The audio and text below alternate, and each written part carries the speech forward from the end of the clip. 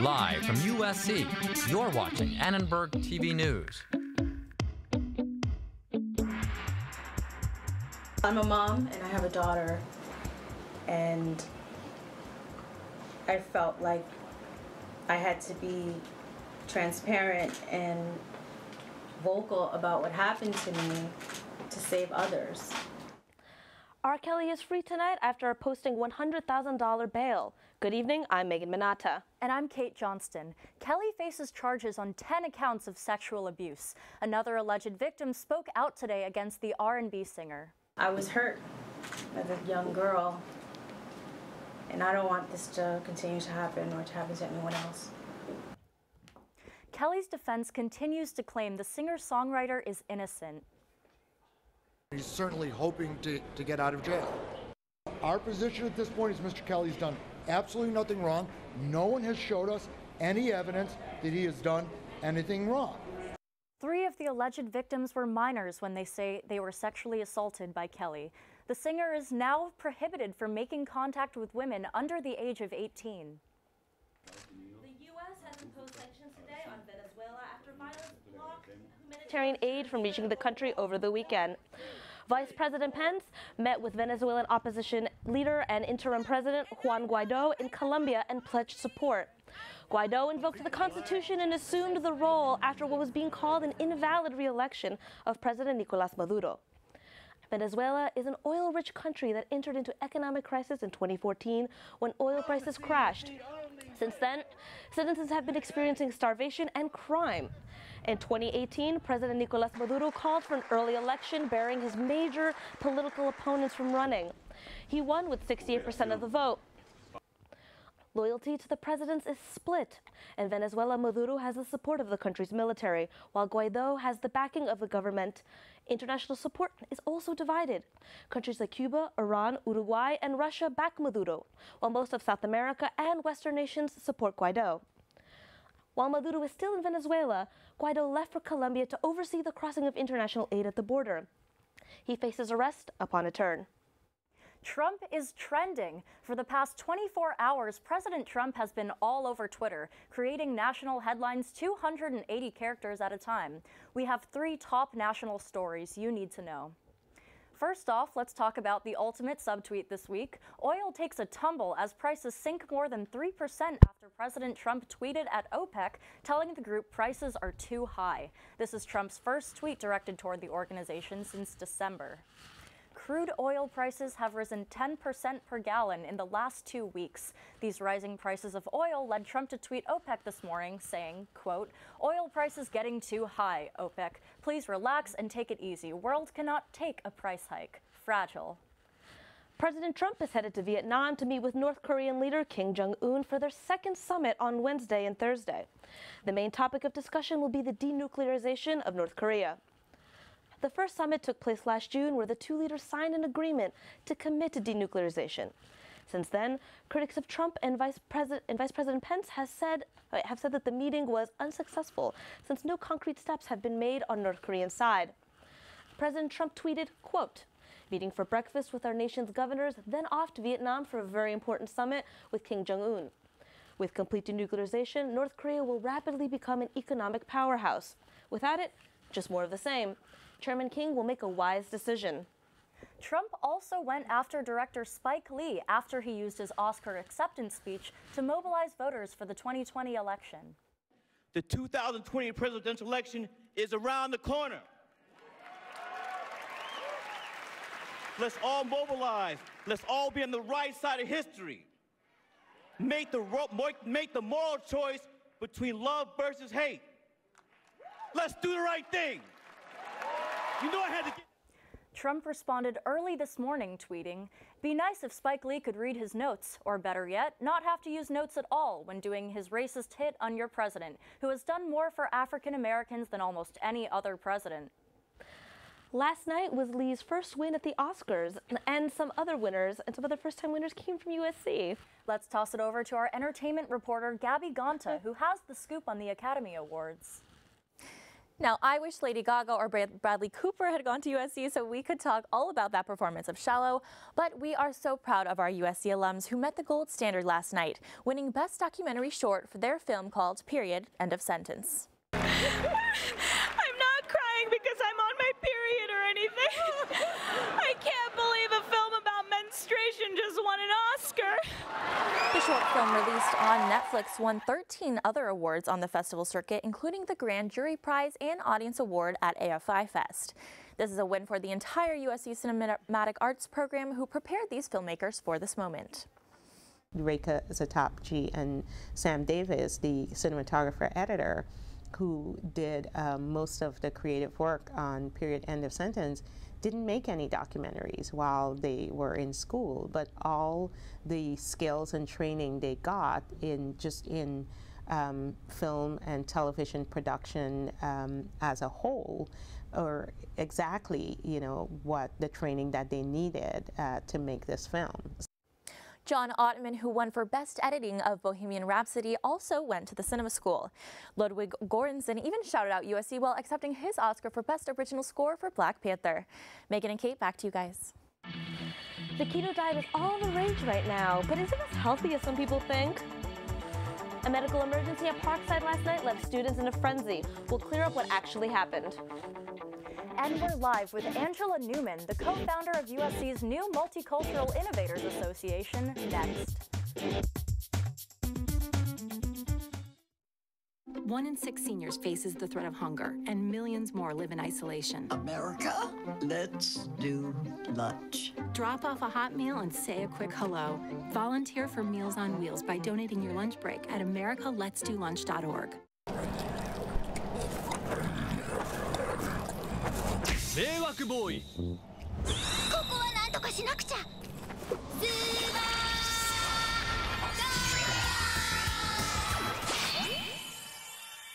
スーパーカインドの交通機関案内。When you ride on the bus or rail, don't eat popcorn, meat, or kale. Food can smell and it makes a mess. Keep LA Metro clean and fresh. Come along with me, let's go. It's time to ride on the Metro. When eating food causes problems, you know Superkind will be there to solve them. Come along with me, let's go. It's time to ride on the Metro. When eating food causes problems, you know Superkind will be there to solve them.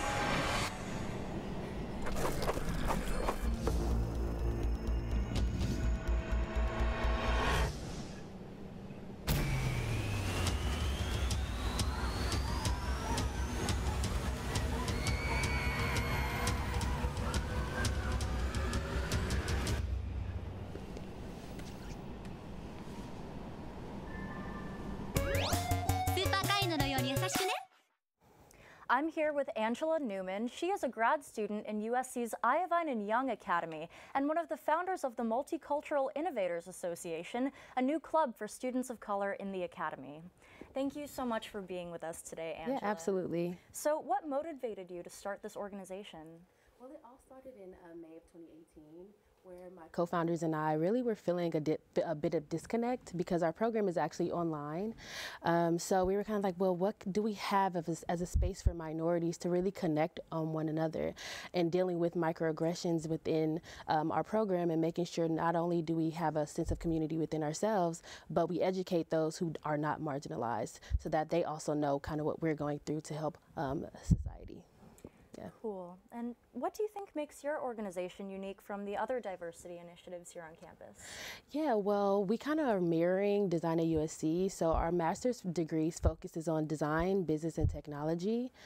So as a minority in those sectors, how can we as a group come together within those sectors and making sure that we have a community within design, but within business and within technology? Because as minorities, we do those things differently. We have different experiences. We come from different walks of life, and we can express ourselves and explain ourselves in a different way in those three sectors. If you don't mind sharing, what are some of the microaggressions you faced at USC?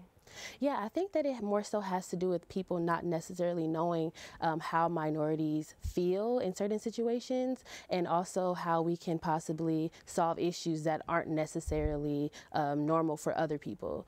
So I think that's kind of what we were mostly focusing on. And what initiatives have you taken as an organization so far?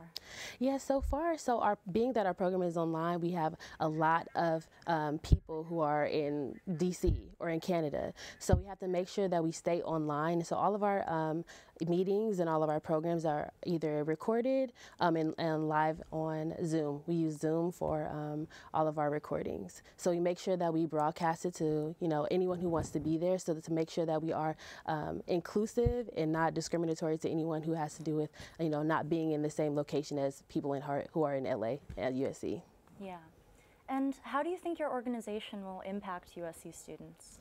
Well, we really hope to make sure that we are inclusive, specifically in the sectors of design, business, and technology.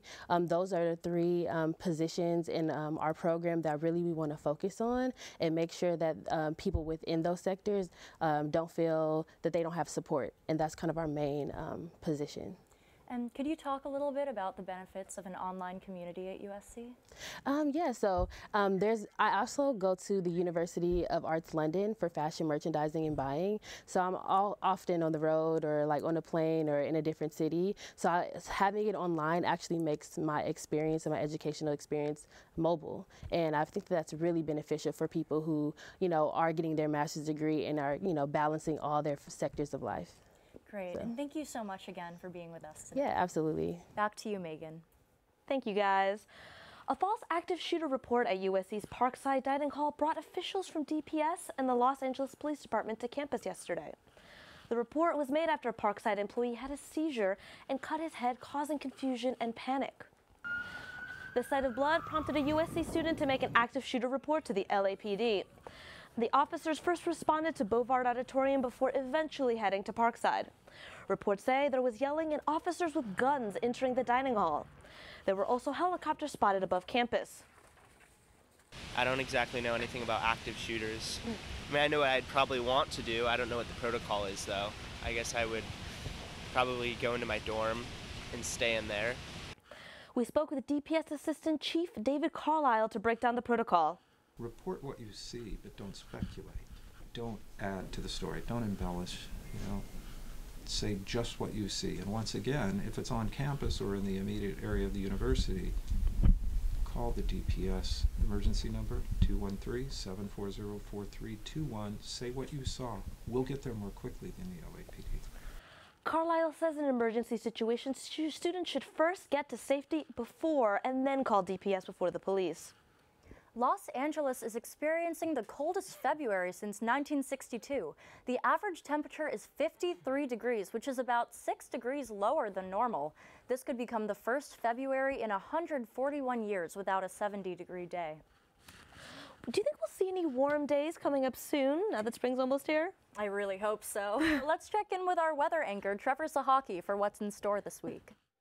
Well, guys, I can't guarantee that we're going to get warmer weather anytime soon. It's going to stay about the same as we've been seeing, maybe a little bit warmer. As you can see right now, 61 degrees outside. It's going to be cool throughout the rest of the night, but going into the rest of the week, it's going to get a little bit wetter. I'll get into that later, so let's take a look at our IE and our mountains right now. Big Bear looking pretty fine, 45 degrees, no snow yet, so don't take your sleds out there. And in the IE, 69 degrees in San Bernardino, 69 Riverside. Of course, warmer in there as it's on the inland part of the Southland. Now, as we move on up the coast into the valley, Northridge, 66, 65 San Fernando. Malibu, a little bit cooler, of course, on the coast. We're seeing that marine layer really kick in the morning, 61 degrees, 63 in Thousand Oaks. Now, let's move it back home to the LA Basin, where USC, it's going to be nice throughout the rest of the week. Probably not going to see any rain. 66 degrees at USC, 67 Pasadena, 67 Pomona, just generally upper 60s, mid 60s throughout the rest of the week. Now, let's take a look at that 5-day forecast, because what we're seeing is the storm from up north is moving now down south, and that'll be reflected in our 5-day forecast. Wednesday, you're going to see about a 20-30% chance of rain. Thursday, you're going to see some mist, especially in the mornings, but then Saturday, you might want to pack that umbrella because it's going to be a little bit wetter. Now, as I said before, that storm that we were seeing in the morning, or excuse me, in the north, is moving down south, and it's not going to give us much trouble except in the mornings. We're seeing that marine layer come in, so that fog is going to be heavy for those early commutes. It's going to make those roads quite slicker in the mornings, excuse me. So again, those early commutes, definitely watch out, stay safe out there. But that's it for your weather. Thank you, guys. Thank you so much, Trevor. Not excited for the rain. A new study shows an increasing number of homeless in Los Angeles are from the African American community. Annenberg Media's Mirian Fuentes has reactions from community leaders and the homeless. One homeless man in downtown and others like him believe homelessness is not being addressed. What I see is just involves money and people in higher places that really don't want to see certain people in certain places. All you're doing is sweeping it under the rug. A report just released by the Los Angeles Homeless Service Authority shows that Black people have a higher rate of homelessness in the county. Although Black people make up 9% of LA County's population, more than 1/3 of its homeless people are Black. LA County Supervisor Mark Ridley Thomas says this report provides important insight. So this report is a critical first step to address the collective failings of systems and institutions. For the Los Angeles Mental Health Commissioner, who herself experienced homelessness, the report is the beginning. What's happening is that we're taking a look in areas and places that we had never taken a look or had conversations about. The report highlights bias and discrimination in 4 key areas, including housing, employment, criminal justice, and child welfare. City leaders like Eric Garcetti are optimistic about creating change. And we will be relentless in those efforts to make sure we don't address and reduce homelessness, that we end it once and for all. Others, like Joey Weinart of the Midnight Mission, believe the problem will not be fixed overnight. There's no blanket solution to homelessness, especially when you look at it as such a big number. The county hopes to research and implement 67 solutions suggested in the report to help people like Green get off the street. For Annenberg Media, this is Mirian Fuentes. The popular low-carb diet, high-fat keto diet might help you shed pounds, but medical experts at USC say a plate piled high with steak, bacon, and eggs isn't always the healthiest way to lose weight. Diet proponents say eliminating carbs and dairy while increasing fat and protein will get you into a state called ketosis, where the body burns fat instead of carbs for fuel. We talked to USC students who've been on the diet. I don't know if it was worth it. I know I could have done it like a healthier way. It's a really like a harsh diet for your body for sure. So I don't think I would recommend it to anyone unless it's like you need it. You never think like how much carbs there is in a carrot or like an apple, and those things are very healthy. So it's like, yeah, I would say like you're not getting a lot of the nutrients long term if you stick to it. Don't freak out and throw out those steak knives away just yet. Doctors say keto is not dangerous, but more research needs to be done on the long-term effects. So, I heard there's a really exciting baseball game this weekend. I heard that too. Let's check in with our sports anchor, Robby Aronson, to learn more about it. Thanks, guys. This week, there are 5 Trojans participating in the NFL Combine. We'll let you know which players are making the trip out. And in baseball, the Trojans beat number 16 Arkansas in a crazy ending. We'll recap what took place in that game. And in men's basketball, the team lost over the weekend. We'll find out what that means going forward. But first, let's take a time out. We'll be back with sports after the break.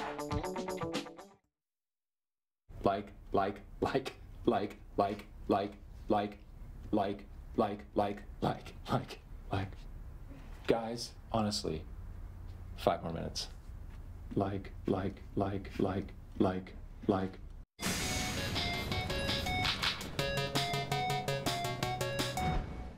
迷惑ボーイ。ここはなんとかしなくちゃ。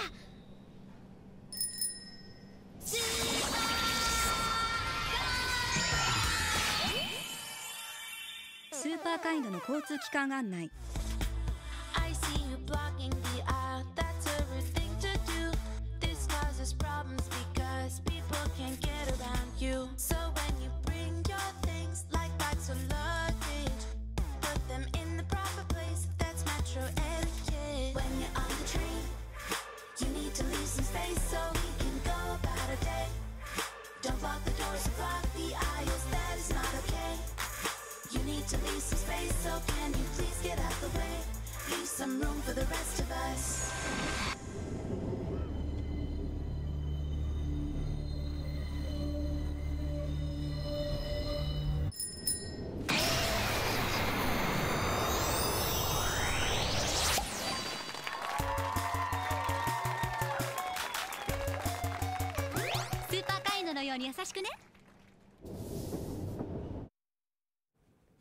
Welcome back to ATVN. The Trojan baseball team had a big test over the weekend as they took on number 16 Arkansas.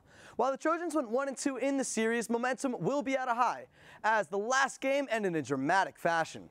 Arkansas won the first two games by a score of 6-3 and 8-6 respectively. However, the final game went into extra innings. Arkansas took a 1-run lead in the top of the 10th before Trojan catcher C.J. Stubbs hit a 2-run walk-off home run to win the game 6-4. Probably one of the most emotional games I've ever played in. Coming from behind again, like we've done all season. We needed this one and salvaging the weekend on Saturday. The team dumped Gatorade all over Stubbs after his late game heroics. Stubbs has been having quite the season so far. He's batting .375 and leads the team in hits and RBIs. The Trojans now sit with a .500 record at 3-3 on the year. The team will host the University of Santa Barbara on Tuesday. The Gauchos are 5-2 on the year and have won their past 3 games. That's all with baseball. Let's send it over to Noah with the NFL Combine. Thanks, Robbie. The NFL Combine starts up this week as 5 Trojans will look to improve their projections in the upcoming draft. Offensive lineman Chuma Edoga, linebackers Porter Gustin and Cameron Smith, and defensive backs Iman Marshall and Marvell Tell have all accepted invites to participate. Senior Chuma Edoga is a 6'4", 295-pound lineman who was named to the 2018 All-Pac-12 second team and excels in pass protection. He will begin his combine on Wednesday and participate in the on-field workouts on Friday. Porter Gustin and Cameron Smith were both leaders for the Trojans over their 4 years. They were both selected to the 2018 All-Pac-12 second team despite missing time due to injuries. They will begin on Friday with on-field workouts on Sunday, hoping to improve upon their current 5th-round projections. Iman Marshall and Marvell Tell are the most intriguing Trojans in this year's draft, as Marshall is ranked among the top 5 corners in the nation according to Pro Football Focus. They hope to improve on their projected 5th-round selections with strong on-field workout performances next Monday. As of now, no Trojans are projected to be drafted before the 5th round. It's been 18 years since a Trojan has not been drafted in the first 3 rounds of the NFL draft. Now let's toss it over to Robbie with basketball. Thanks, Noah. It was senior day on Saturday as the men's basketball team came off a 67-62 home loss to Oregon State. The Trojans have only 3 games left in the regular season before the beginning of the Pac-12 tournament. Star forward Benny Boatwright, Shaquan Aaron, and Devin Fleming were the seniors honored for their last career home game at Galen. Jonah Matthews led the Trojans with 15 points and 5 rebounds. The Trojans made a big run in the second half, but it wasn't enough as OSU secured the victory.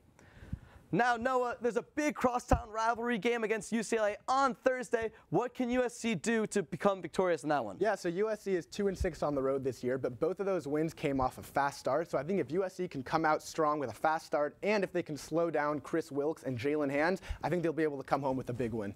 Yeah, that could be really cool. Now, with the Pac-12 tournament fast approaching, where does USC stand in the rankings right now? Yeah, so right now USC is 5th in the Pac-12 standings. They're 1 game behind Utah, and I think that if USC can win out their last 3 games, they'll be able to secure a top 4 seed, and the top 4 seeds all get a first-round bye. So by winning out in their last 3 games, I think they'll get that first-round bye in the tournament.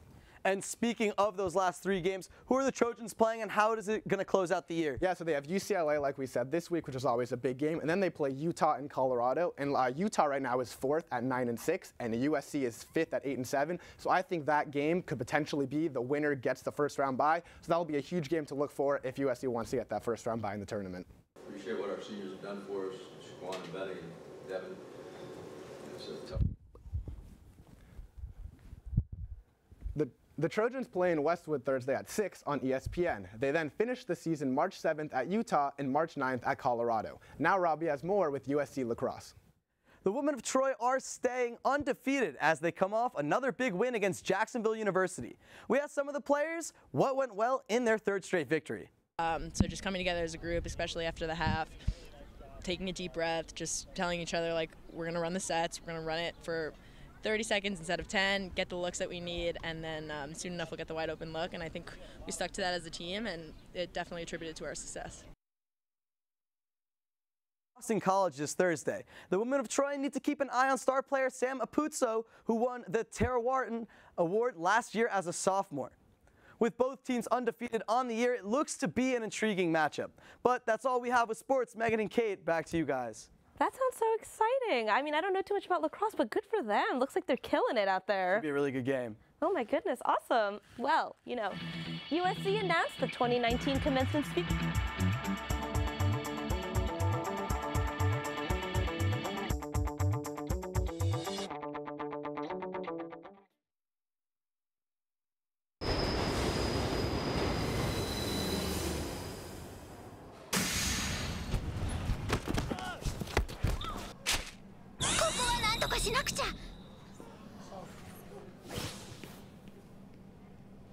Hey guys, Danny Trejo here. There was going to be a whole song and dance routine about how you should wait your turn to enter the train. But they got me, Danny Trejo, to talk to you instead. Look, when you don't wait your turn to enter the train, it's rude and potentially dangerous. And believe me, I know a thing or two about rude and dangerous. I'm Danny Trejo. Don't be like rude, dude. Be kind, like super kind. Excuse me.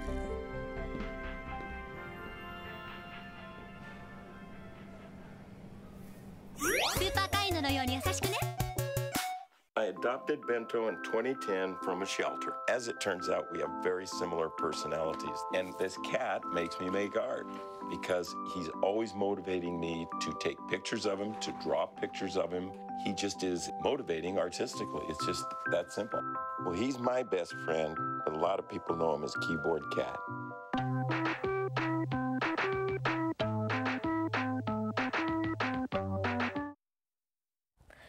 Congresswoman Karen Bass will return to her USC roots as this year's commencement speaker. She received her master's degree in social work in 2015. Before earning her master's, she became a state assemblywoman in 2005 and advanced her political career when she joined the U.S. House of Representatives in 2011. She represents California's 37th congressional district and was sworn in as the chair of the Congressional Black Caucus last month. USC's 136th commencement ceremony will be on Friday, May 10th. I'm super excited for that. Too, but before we go, we have a very special birthday today. Happy birthday, Trevor. Thank you. Happy birthday. How old are you turning? I am turning the big 21 years old.